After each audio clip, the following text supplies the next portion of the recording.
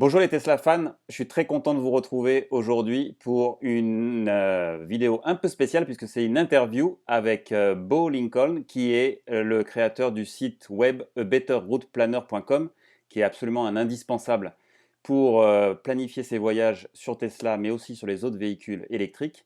On va discuter de tout ça avec lui, il est basé en Suède donc ça va être en anglais et je vais vous faire la traduction en bas euh, pour ceux qui ne parlent pas anglais. Alors, je switch sur l'anglais.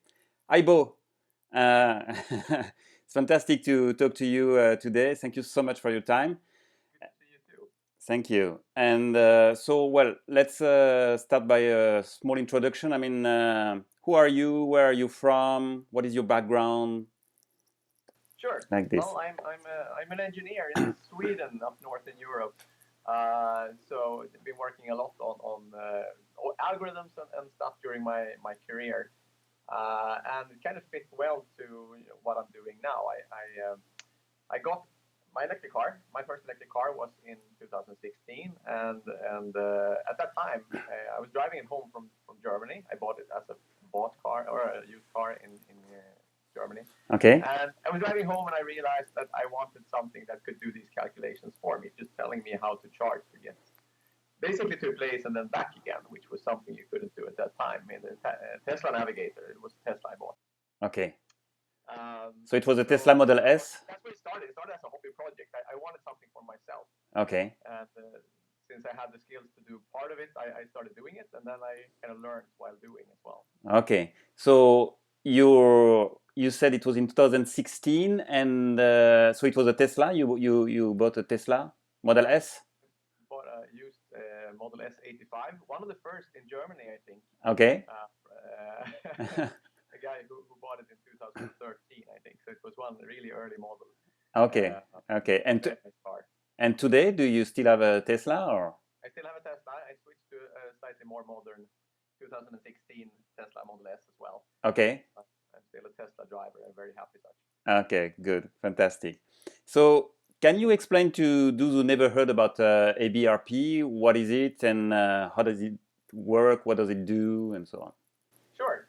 It's basically, you can think about it as Google Maps for electric cars. It tells you how to get to where you want to drive, including charging. So it will basically try to minimize the time it takes for you to get there, and it will tell you where to charge to get there in that time. But then it's also kind of a complement to, for example, if you drive a Tesla which has a nice navigator that can do parts of this for you, it kind of adds a bunch of features on top of that you want. And one the most important one, I think, is that you can do it offline. You can do it at home. Okay. Yes. Yes. And so in the Tesla, there is, I will say, a quite smart navigation tool already. So, I mean, what was missing and to tell you, okay, I will spend a lot of time of developing an additional tool. What was missing initially for you? I mean, basically the first thing that was missing was this being able to do it at my kitchen table or at home before my trip. And the Tesla Navigator is fine, but it can only plan from where you are right now. Yes. And I wanted to think about the trip I was doing next weekend. Okay. So that's the first thing. And I'd say the second thing is that we can do waypoints. So you can do tours with multiple waypoints along the line, and it will do the whole charging sequence for you. Because obviously, if you get to your destination with very little charge, then you might have a problem if you don't think about the next leg as well. Yes, correct. And so at the beginning, your intent was, of course, to develop for yourself because it was a personal need. But did you had in mind already at that time to extend, as we can see today, to other VE or EV, sorry, in English? No, not. I mean, it's been a hobby project from the beginning. It's been developed because I needed it myself. Okay. And then, of course, I put it on the web as well so that others could use it. I mean, the first version could only do Model S85. Okay. It was a big extension to go to Model X as well. And then, of course, things started to grow, and we got more and more users. And we got people in who wanted to do this for their non-Teslas as well. Yes. And I guess the need is even bigger for those who drive other EVs, because typically the navigation tools in those EVs are worse than Teslas. Yes. So we have a lot of users who do not drive Teslas today, but use other brands. Oh, okay, fantastic. We will talk about that later. So, I used extensively ABRP. I will say even before I had my first Tesla Model S, and I think it's a very useful tool for people to calm fears, or I will say be more confident with effectively their usual trip they will do for the weekend to visit the family or whatever.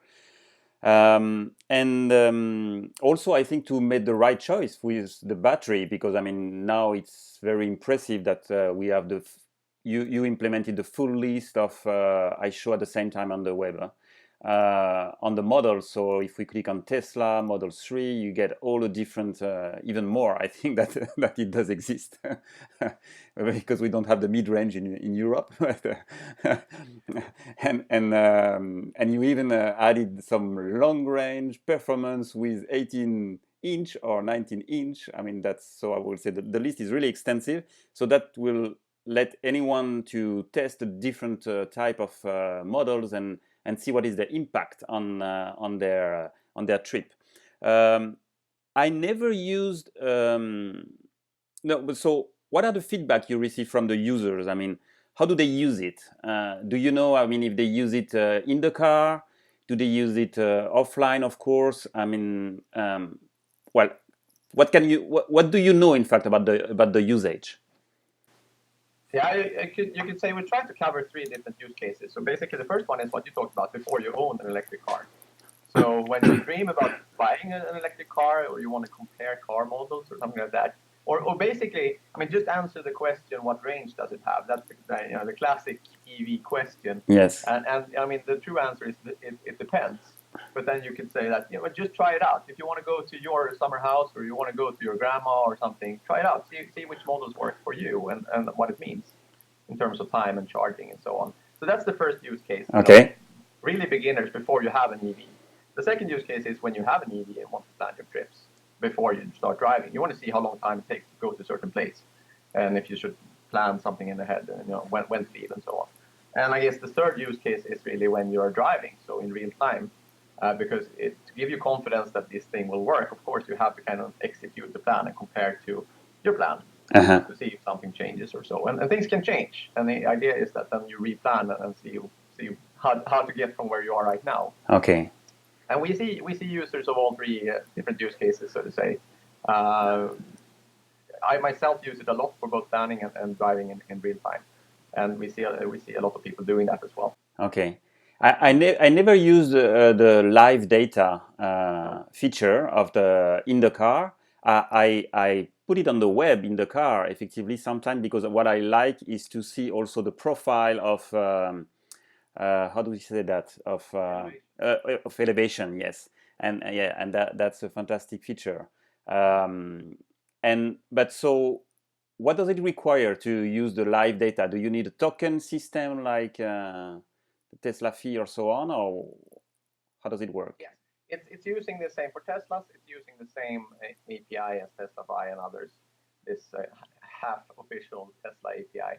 So that means you can log in through a Better Route Planner with your owner account.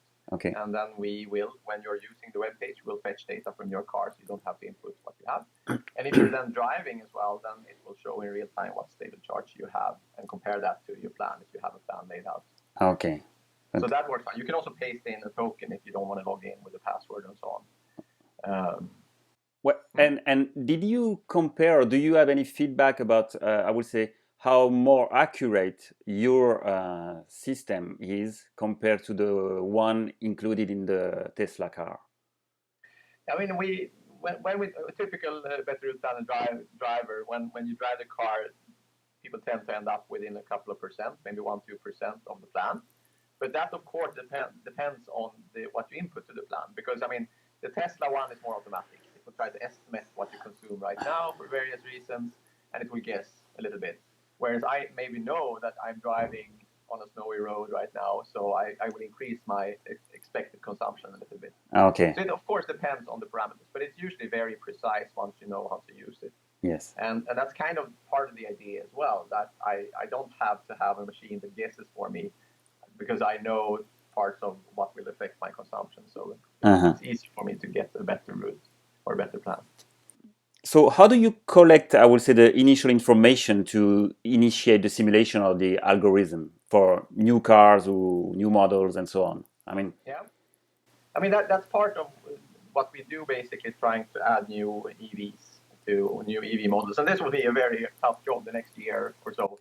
yes, New EVs come out. it scares you. But we're learning how to do that. I mean, we're trying to do a mix of collecting numbers that are official and things we can measure on the car and so on, and estimate, mixing that with some knowledge on where the drivetrain comes from. Sometimes it's a drivetrain that comes from a different car already, or same as in a different car. And then we try to combine that with data all the time. So we kind of have levels of maturity of our models. And we start in the beginning by just doing a rough estimate of the consumption and the battery size and so on. And then as we can measure and get data from users, we improve on the model. Okay, so the people who are using the live data, I mean, you, of course, you have access to the consumption and to the evolution of the battery charge and of the battery, sorry. So then you use that to improve your models and your algorithm. Wow, okay. Yes, And we also try to contribute that back for Tesla owners, for example. We have a lot of Tesla owners driving with live data, and there's a check button if you want to donate your data to us. okay, And we use that data and we try to publish it from time to time when something happens, like a new model comes out, or Tesla does something to the software that changes this, or something else. And we can look in our data collection whether something has actually happened. okay. So live data from cars is great to really verify that we've done Yeah. something correct. Okay. And regarding the charging point, and I will say the algorithm who are behind, I mean, how do you, I will basically, because and maybe it's secret also, I don't know. But so how do you calculate, I will say, a trip? How do you well, how the system define where to stop and how much time and so on? I mean, because now there are so many options, in fact, with I would say the network of charging point. Yeah, I mean, solving the problem, in the best possible way somehow optimally is getting harder and harder because there are so many options, as you say. Especially, I mean, if you take this Tesla supercharger network, that's pretty well defined because they place it in nice distances and so on. Whereas if you take the CCS chargers in Europe, for example, they're everywhere, pretty random sometimes. So it's a very difficult problem to solve. I mean, I can just tell you the overview of what we do. We treat it as an optimization problem. So we try to optimize, in this case, mostly time.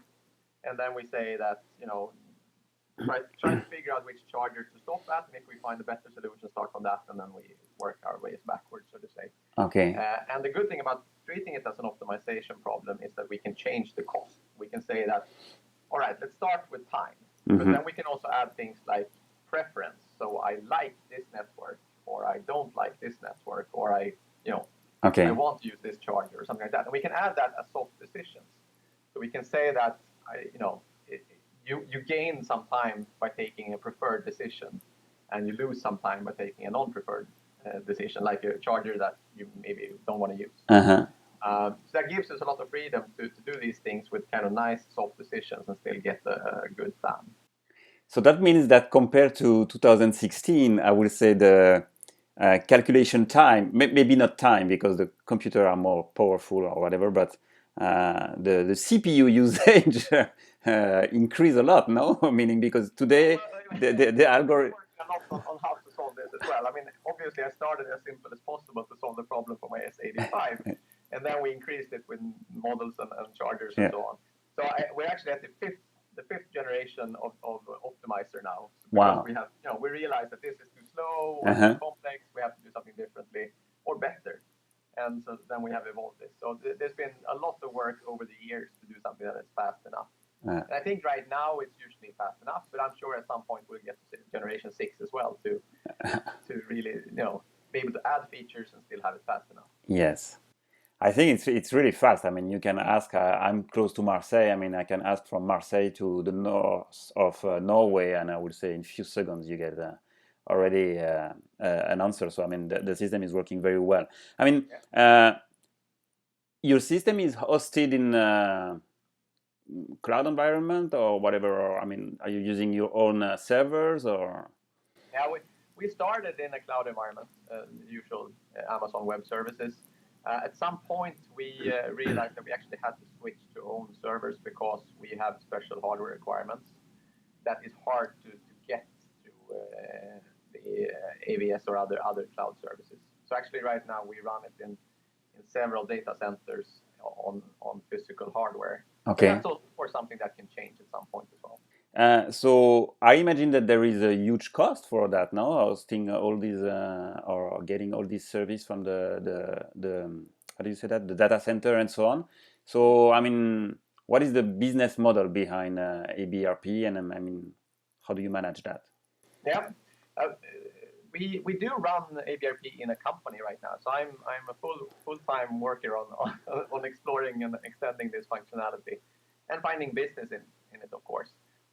We started at some point to collect donations from users. You Yes. can click our About dialogue, and there's a donation link. And Yes. we get quite a few donations, which is great. That's how we pay for our servers and Uh-huh. so on. We're also exploring if we can add things that, services that cost us money but are of benefit to our users. Then we could start doing that as a premium subscription as well to Better Root Planner. Okay. So we will keep the basic functionality as you see today. We'll keep as it is and keep free. If you want something that costs us money, then it's something we can also sell to subscriptions. Okay. Perfect. So that's one possibility going forward here, that we want to introduce some of those features. Okay, good. And going back to the charger, I forgot to ask you, I mean, how do you collect the new charging point? I mean, do you get some easy, I mean, does Tesla, for example, simplify your life? I mean, is it easy to get all the new chargers they open all over the world? Yeah, Tesla is easy. Tesla has an own API which we can use to get the superchargers and destination chargers. We usually get it to Tesla. We also get it through supercharge.info, which is a nice site where a community builds up the information a little faster than Tesla releases it. Okay. Then we collaborate with a bunch of different charger databases around the world to get the CCS chargers and all the destination chargers and Type 2 outlets and so on that exist. And that's, of course, that's a constant battle to try to keep up and try to get collaborations with the right partners so that you have the best possible collection of databases. You can say that we don't really drive a charger database. We just collaborate with others that do. Okay. And we merge it into our database. Okay. Because, of course, ABRP is available all over the world. I mean, you can plan a trip from Vietnam to whatever, China. I mean, it does work. Yeah. So, absolutely. yeah. That's impressive. How do you promote your tool today? And I mean, do you have an idea of the audience and so on? Yeah, promotion it's been mostly, we haven't really done much. It's been spread among EV communities and YouTube channels and enthusiasts like yourself. So that's mostly our marketing window, and it's become, big enough so that we use a Better Root Planner too. We can use this as a, if we want to push for some feature or something like that. There are so many users on the website that we can use this as our marketing window as well. But of course, every time we get to be on YouTube or some other social media like this, it helps a lot, of course, to reach out to people. And what about the audience? Do you know, I mean, how many people connect to your website every day, or for example? There's a lot of people connecting to it. It's been, 2019 has been a huge year for us. We actually have a status screen behind me here. It's hard to see probably. We're showing all the latest plans that people do. Okay. And you can also see on the About dialogue of a Better Root Planner, you see how many routes we have planned in total. And I think we started this year at about 2 million routes in total, and now we're at 10 million almost. Wow. So it's been a huge growth of users. So really a large audience. Wow. And of course, just like the EV community or EV drivers in general, we're now moving from the early adopters to more common people who are curious about EVs and so on. Of course, we have to then make sure our site works for people who are less experts and less nerdy as well. Okay. And well, I use it in English. I never check. I mean, is EBRP available in other language? We're working right now on a new front end, so basically a new user interface, including apps. Okay. Which is something that people have been asking a lot for. Okay. For obvious reasons. And then we will also make sure we can translate this, because right now, as you say, we are basically, most of our users are in the English-speaking world because they can accept that we do this in English. We will translate it so that we can reach other parts of the world as well, and of course French. Okay. If you need help, I mean, I will be glad to to translate for you if needed. What about Tesla? I mean, do you have contact with Tesla? I mean, are they looking? Are they interested maybe by the feedback or from your users, from data? Maybe do you share data with them, or did they help you? I mean, what is the relationship? Did Elon Musk call you? Not quite yet. No, actually, we don't have much official work together with Tesla. Data they have themselves, so I'm sure they don't care about that. Okay. They actually, I know some people at Tesla for personally use a better route planner. I know people doing some planning in Tesla. They can go out and see what happens with other car manufacturers and other chargers and stuff like that. So I'm sure there's a few people at Tesla and also salespeople who use it as a tool to sell and compare to other car models and so. So, do you need any improvement from Tesla or other EV manufacturers, I would say, to improve EBRP? I mean, for example, do you fight to get some access to, I don't know, data or? We start with Tesla. Yeah. Please, Tesla, fix the browser in the car. The browser in the car in a Tesla is a great feature. You have a huge screen, you have a browser that sits there all the time. ABRP is written to actually be usable on the browser, but it's hard because it's buggy and it's slow. And it would be great if they fix the bugs even faster, so that we could actually run this in the car. Other car manufacturers, yes. I would wish for more openness. I mean, it's really hard for every car, every EV out there. It's hard to get the battery status, the state of charge, the percentage. Yes. There's no API. There's no way to get into the car and just get that number. Okay. So having that number helps so much if you want to use a planning tool, because then you can follow up in real time and everything. For Tesla, so we ask the Tesla cloud what the car I'm in has in terms of battery. We just ask the car instead. That would be that. Yes, yeah. So live data is available only with Tesla cars. It is only in a better route planner. We connect to Tesla API if you have a Tesla. Yes. For other cars, there are some users that use various apps and tools to report from their car into a better route planner. Okay. So they can get the same feature. Okay. But that's more of a power user thing. Okay. There are actually some Hyundai Ioniq users that have hacked the navigation system really? in the car, so that they download an app to it so that it reports the state of charge up to a better route planner, and then they can run a better route planner in that web browser they have in the navigation system. So wow. There are many different ways of doing it. Impressive. How many people are working now in your company? We are a small company. I'm 1.5 person working full time on this one here. Okay. So basically we're a couple of people in the company, and they work, they have a day job, and then they do this time whenever they have time. When they have spare time. We're trying to slowly grow the company too, because there are so many ideas and things that we are starting to work on, and it takes a long time to get it to the market, and we want to get it out as soon as possible, of course. Okay. So my next question, but you answered to already, is that you think about developing apps, iOS or Android? Yeah. So we are working on that right now. Okay. So that would be exciting to try to get that together, and a new app. Having apps and some kind of new user interface would also help us to add new features faster, because we have a lot of things that we actually have already implemented in, let's say, this planner backend. Yes. But we don't have a user interface for it yet. So that would be exciting for us to be able to add new features to the better route planner as well, so that you can enjoy it. Yeah. Of course, that today we can, for example, plan a trip in Google Maps and then export it to the Tesla car. Mm-hmm. So that would be really, really exciting. I mean, if we can do that from EBRP. There is actually one feature in a better route planner. If you log in using your My Tesla account, you can send the next waypoint to the navigation system. There's a button that will appear that says, it's either the share button, or within the car, it changes to send to nav. You click that one, it will send the next waypoint directly to the navigation system in the Tesla. There's some integration that you can do already, but of course there's a lot more things we want to do. Oh, I saw that as you said, I mean, you accept donation or donates. I'm sorry, I don't know in English, from the users. You accept also Bitcoins.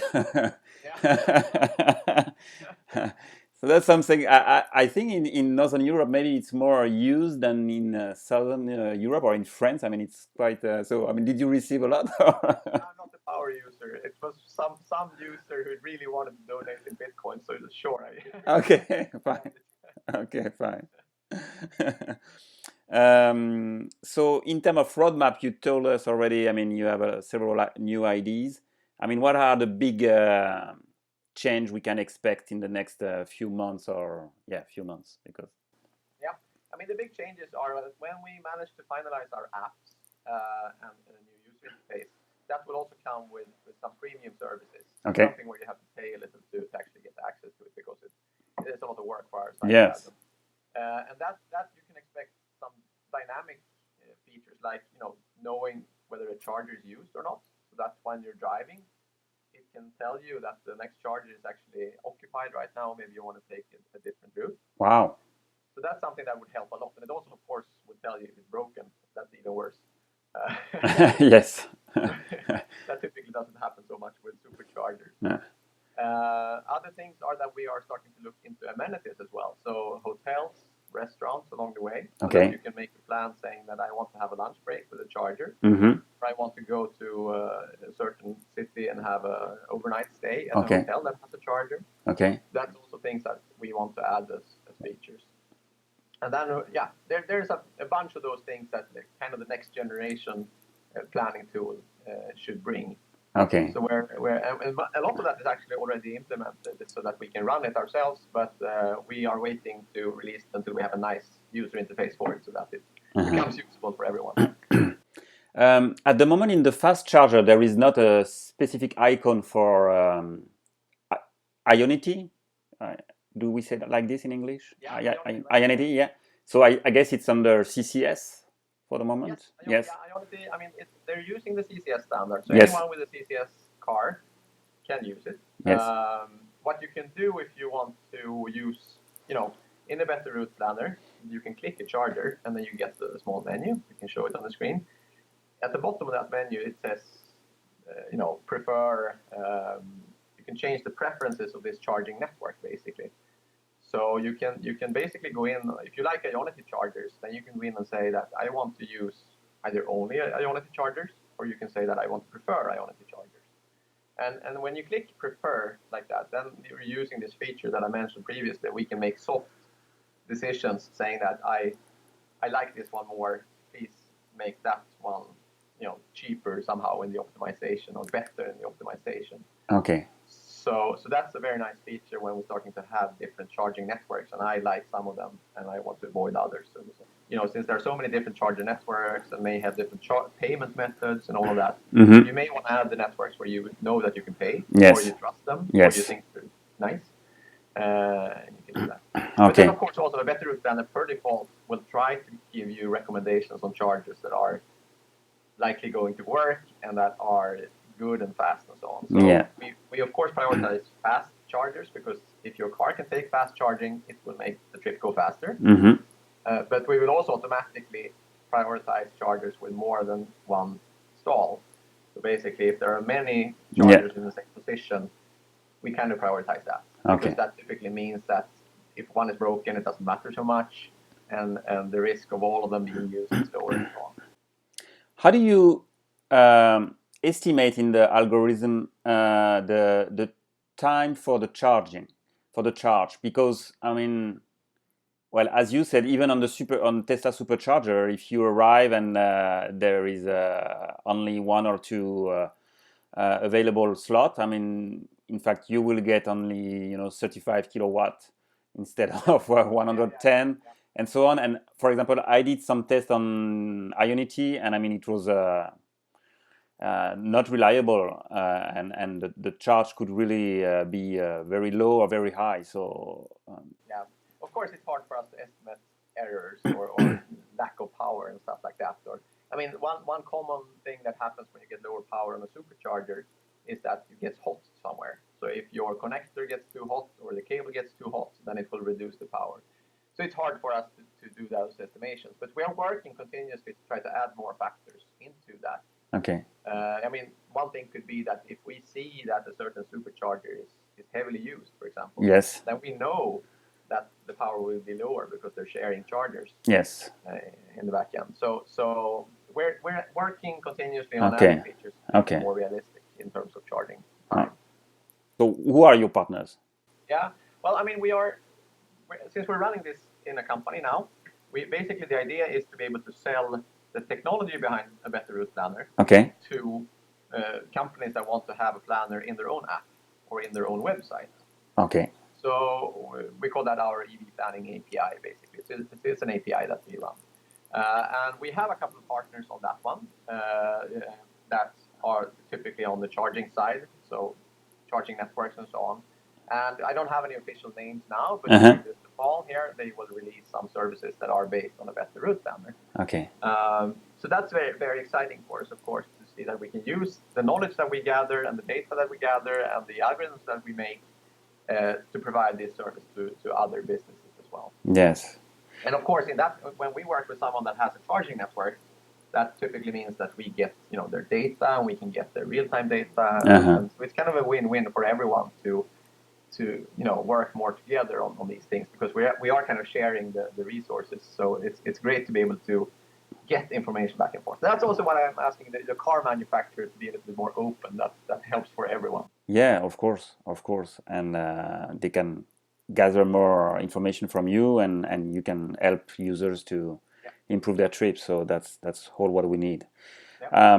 Well, I mean, thank you so much. It was really great to talk to you today, and I mean, I encourage, of course, everyone to visit ABRP.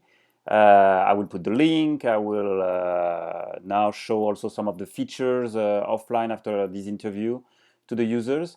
I mean, it's a fantastic tool. Thank you so much. I'm really excited to see your next release and the additional feature and so on. Of course, the apps, that will be great. I mean, we are all on our iPhone and so on, so it's always better than going on the website. Even if, I mean, it's really nice, in fact, to plan a trip on the website, on the computer, because, I mean, you can see all the details and you can easily, I would say, play with all the different settings that are really impressive. So that's fantastic.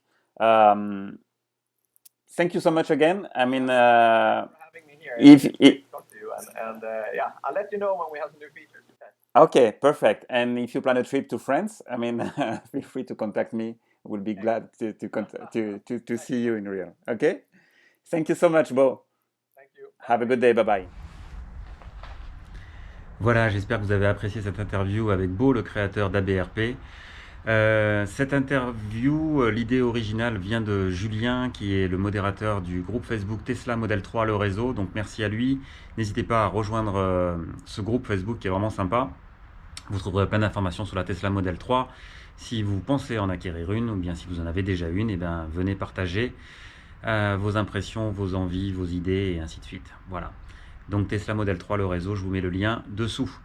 Maintenant, on va aller regarder un petit peu quelques fonctionnalités de ABRP pour finir cette vidéo, si vous ne l'avez jamais pratiqué. Et puis, je vous dis ensuite à très bientôt pour des nouvelles vidéos. Bye! Voilà, on se retrouve donc sur la page principale de l'interface de abetterrouteplanner.com sur ordinateur, en attendant les versions iOS et Android, comme vous l'avez entendu dans l'interview. Donc sur cette page, on peut voir là par défaut le réseau Tesla de superchargeurs, d'accord, partout.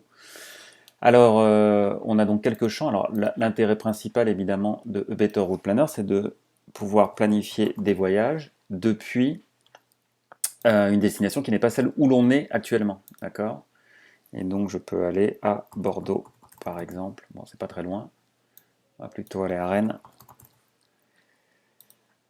Voilà, Bordeaux, Rennes, et ensuite il suffit d'appuyer sur Plan de route pour avoir... Alors là, il vous demande en fait quel est votre réseau. Donc, comme j'ai une Tesla, je reste sur les superchargeurs.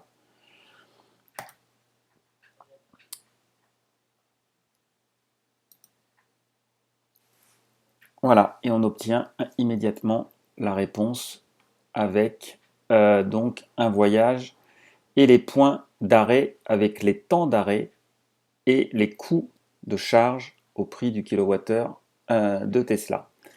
Donc ça c'est une première idée, mais évidemment ensuite on peut aller affiner ça et notamment lui dire quel modèle de voiture on a. Donc vous voyez aujourd'hui la liste, elle est de plus en plus impressionnante. Ça y est, on voit les Porsche Taycan qui sont arrivés récemment. Donc vraiment, il essaie de mettre à jour, comme il a dit, avec toutes les voitures. Peugeot i208 déjà, alors en version alpha, hein, c'est ce qu'il expliquait. Donc là, il se base uniquement sur les données constructeurs pour l'instant, il n'a aucun retour. Dès qu'il y aura des premières qui vont rouler et qui vont utiliser le Better Route Planner, il pourra ainsi affiner les modèles et les consommations. Donc moi, je reste sur ma long range all-wheel drive, donc 4 roues motrices, aéro 18 pouces. Donc il a par définition, quand on choisit un modèle, il y a donc une consommation de référence qui est donc là pour cette voiture-là 170 Wh à 110 km/h. Ensuite, on peut modifier la vitesse relative par rapport à chaque portion de route. Donc en principe, voilà, si on roule à 100%, c'est-à-dire qu'il va prendre 130 sur autoroute, 110 sur les routes à 110, sur tout ce qu'il a dans sa base de données, d'accord. On peut lui spécifier une vitesse maximale qui peut être supérieure, ça peut être intéressant en Allemagne notamment quand il n'y a pas de limitation de vitesse. On peut lui spécifier évidemment notre charge actuellement dans la voiture et donc ici utiliser les live data, ce dont on a parlé pendant toute l'interview. Si on connecte, on lui donne effectivement nos connexions à notre compte Tesla pour qu'il puisse accéder aux données. Et alors pardon, c'est celui-là, le Goal Arrival Charge, et à quel pourcentage minimal on souhaite arriver quand on a besoin de recharger. Donc 1 c'était un peu faible, et puis c'est pareil, arriver avec 1% c'est un peu faible, donc au moins 5. Et on peut lui spécifier une charge maximale sur un chargeur. Donc on peut lui dire effectivement qu'en fait on ne va jamais recharger à 100, hein, mais plutôt à 90 maximum. Donc voilà un premier set de réglages, qui sont les réglages de base. Et après vous en avez des additionnels qui vont influer sur la consommation, comme la température extérieure, le vent, les conditions, route sèche ou bien petite pluie ou pluie forte. Et vous voyez plus 10 ou plus 20%, donc vous avez déjà en fait l'impact sur la consommation. Du poids transporté supérieur au poids de la voiture et d'un conducteur. Un pourcentage de dégradation de la batterie si vous le connaissez, et c'est une information qu'on peut avoir notamment avec Tesla Fi dont je vous ai parlé récemment. Le temps pour ouvrir le port de charge, alors ça en fait ça peut être le temps pour effectivement en fait le temps que l'on va perdre à se rendre, à se garer et ainsi de suite. Voilà, pour se garer, pour trouver le chargeur et ainsi de suite. Donc on peut là aussi affiner et donner un temps. Et puis évidemment ensuite, comme on en a parlé avec lui, les différents réseaux de recharge avec donc notamment le réseau CCS qui comprend les Ionity, mais aussi un réseau niveau 2, d'accord, sur lequel on va charger, et moi dans ce cas-là je charge à 11 kWh. Là on peut lui spécifier. Voilà. Et puis, on peut lui demander d'éviter les ferries ou bien les car trains, je sais pas, c'est pas trop courant en France, les routes à péage ou bien les autoroutes de façon générale. Et puis voilà, enfin, se loguer à MyTesla pour voir les données data ou bien synchroniser aussi en créant un compte sur le BRP pour avoir en fait ensuite un historique et des fonctions supplémentaires comme nos préférences et ainsi de suite dont on a parlé avec lui. Et quand on refait ça, et ben voilà, il reprend tous ses calculs. Vous voyez le temps extrêmement rapide quand même pour calculer. En gros, ça n'a pas changé grand-chose là. Alors je me souviens pas des points, mais on fait toujours 3 arrêts en l'occurrence. J'ai juste changé les 1 à 5% et on arrivera donc avec 5%, ce qu'on a demandé à Rennes. Donc vous voyez que comme ça, vous pouvez tout à fait adapter et calculer vos différents points. Alors ce qui est intéressant, c'est qu'évidemment, on peut rajouter, comment on fait ? Add a waypoint, d'accord, ici. Et donc là, je peux rajouter en lui disant qu'en fait, je veux passer par La Rochelle, par exemple. Et si je leur demande à nouveau une route, et ben voilà, il nous fait passer par La Rochelle en nous donnant notre pourcentage d'arrivée à destination, et puis on repart, en l'occurrence ici directement vers Rennes, et on y arrive directement. Alors après, j'ai des petites astuces comme ça que j'ai découvertes. Par exemple, si vous cliquez donc sur un superchargeur, voilà, vous pouvez lui dire par exemple, je veux prendre une longue pause à celui-là. Et hop, on lui redemande les calculs, ou bien je crois qu'il l'avait déjà fait en fait. Voilà, et donc là en fait il va nous charger jusqu'à 90% parce qu'on lui a demandé de faire une longue pause, parce que c'est par exemple l'heure de midi, et on sait qu'on va y passer un peu plus de temps, donc là en l'occurrence on va y rester que 40 minutes, ce qui n'est pas très long pour faire un break déjeuner. On peut remove long break, oui voilà, il recalcule, on le voit tout de suite maintenant, il recalcule immédiatement. On peut lui dire que ce chargeur est en fait un point intermédiaire qu'il doit prendre en compte dans les futurs scénarios qu'on peut faire pour absolument s'y arrêter. Ou bien on peut lui dire de ne pas utiliser ce chargeur. Et enfin, on peut lui dire effectivement qu'on a comme préférence d'éviter, enfin, on préfère ou on veut éviter la catégorie à laquelle appartient ce chargeur, qui est donc un Tesla chargeur en l'occurrence. On peut évidemment sauvegarder ce plan, on peut le partager ensuite voilà, vers des applications, mais ça sera bientôt. On peut avoir une copie du lien, on peut l'envoyer dans Waze, on peut l'envoyer, enfin voilà, il y a beaucoup de possibilités. Honnêtement, je ne les ai jamais utilisées, je l'avoue. Next Charger, je ne sais pas ce que c'est. Ah bah, c'est pour nous montrer les différents points, les temps qu'on voit sur la carte, combien de temps on va s'y arrêter, et ainsi de suite. Et puis effectivement, en fait, suivre son voyage d'étape en étape pour regarder les différentes orientations par où on va passer. Voilà. Et bien écoutez, je vous laisse découvrir, si vous ne le connaissez pas, ce site. Vous pouvez y faire voilà, énormément de scénarios, choisir vos modèles de voitures. C'est quand même ça qui est vraiment super intéressant si vous avez en tête plusieurs modèles différents ou plusieurs marques différentes. N'hésitez pas à faire des simulations. Vous allez voir l'impact, et c'est très très fiable. Franchement, la communauté adore BRP parce que c'est un outil qui est très très fiable, parce qu'il y a beaucoup de réglages comme l'expliquait Beau, et donc on peut effectivement comme ça affiner en fonction des conditions réelles de circulation. Et comme il le disait, c'est accessible depuis la voiture, en tout cas depuis les Tesla, depuis le web browser, et donc on peut suivre dans ce cas-là en direct le plan versus la consommation réelle, voir aussi les courbes d'élévation, ce que moi j'aime bien parce qu'on sait que ça peut influer, et je suis pas tout. Enfin, si Tesla le prend en compte aussi un peu, mais Tesla ne prend pas en compte, par exemple, que les routes soient mouillées, qu'il fasse froid. Alors peut-être qu'il fasse froid, mais il pourrait le prendre en compte tout ça, hein, si on allume les essuie-glaces et ainsi de suite. Il pourrait savoir effectivement que la consommation va augmenter, mais a priori, ils ne le font pas aujourd'hui. EBRP est donc un bon complément pour ça, et après, évidemment, la grande fonctionnalité d'EBRP, c'est d'aller d'un point qui n'est pas celui dans lequel on est avec la voiture, vers un autre, donc de faire des simulations pour son prochain week-end, et puis de rajouter des étapes, et ça aussi c'est très pratique, ça n'est pas disponible aujourd'hui dans le chargeur Tesla, le navigateur pardon, qui est dans la voiture Tesla. Sur ce, je vous laisse, et je vous dis à très bientôt pour une nouvelle vidéo. Bye.